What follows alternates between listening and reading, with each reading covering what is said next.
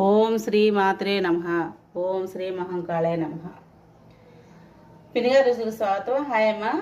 ఈరోజు మునక్కాయ కోడిగుడ్డు పులుసు వండుకుందాము.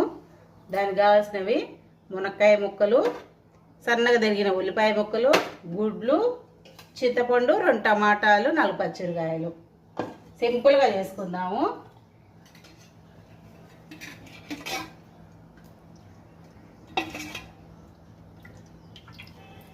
పులుసే కాబట్టి కొంచెం వేస్తున్నాను. నేను కొంచెం పులుసు ఎక్కువ పెడతాను అన్నమాట.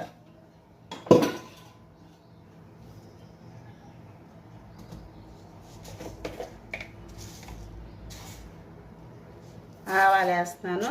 అన్నీ కొంచెం కొంచెం వేస్తాను, ఎక్కువ వద్దు.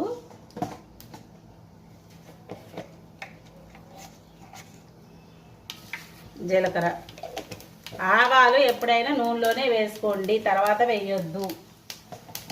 ఎందుకంటే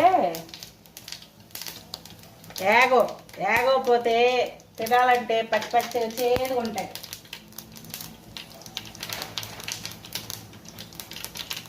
ఆవాలు మాత్రం నూనెలోనే వేసుకోండి. పులుసే కాబట్టి కొంచెం ఎక్కువ వేస్తున్నాను. మెంతిపిండి, 2 ఎండుమిర్చి,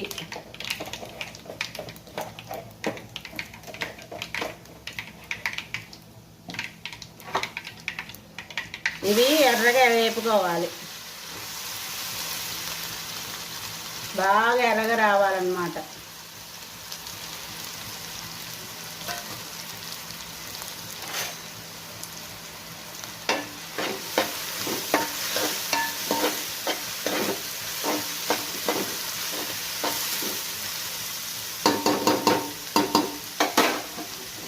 దీంతో పాటే మునక్కాయలు కూడా వేసేస్తున్నాను.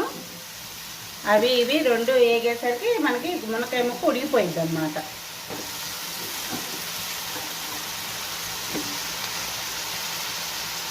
ఉల్లిపాయలు వేపుకునేటప్పుడు స్లిమ్లో పెట్టుకోవద్దు,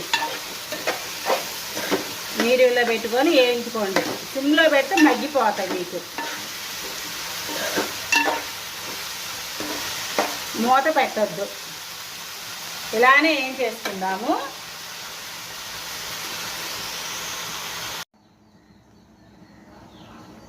ఎంతవరకు వచ్చిందో చూసుకుందామమ్మా కూర. ఇక నూనె పైకి వచ్చేసింది, ఇంక కూర ఉడికిపోయినట్టే. ఇక మనకి చిక్కదనం ఉంది. మనకి ఆరేసరికి ఇంకా అంత చిక్కదనం వచ్చేసింది. ఇంకే